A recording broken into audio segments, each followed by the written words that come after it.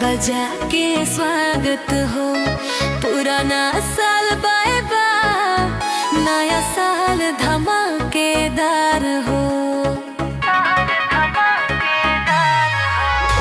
साल बदल गईल दिल न बदली, तोरे संगे रहब जी।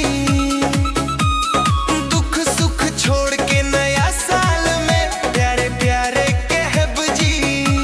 मोबाइल उठा के सेल्फी खींचा, दीपी बदला आज तोहरे संग न्यू ईयर मनाई, रहे सदा सरता। पुरानी बातन भूल जाए जा, आज खुशी मनाई। दिन झू न्यू ईयर पे न्यू ईयर बने छम राजा जी, तोहरे बिना अधूरा हर खुशी बात। रात भर नाची प्यार लुटाई, आज के रात हो हिस्ट्री वाल। हैप्पी न्यू ईयर भैया तेनू सोनी रानी जी।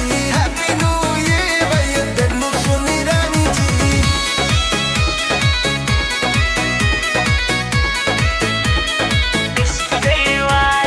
दिल बोले बस तोहरे नाम, दिल बोले बस तोहरे नाम।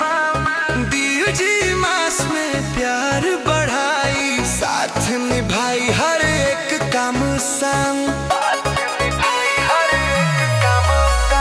डीजे वाला गीत बजा दे बिना रुके सारी रात।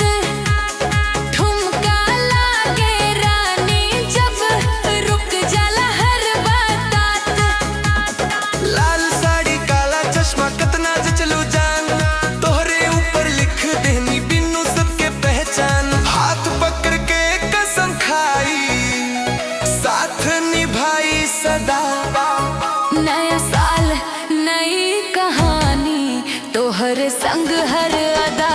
हैप्पी न्यू ईयर भैया तेनू सोनी रानी जी।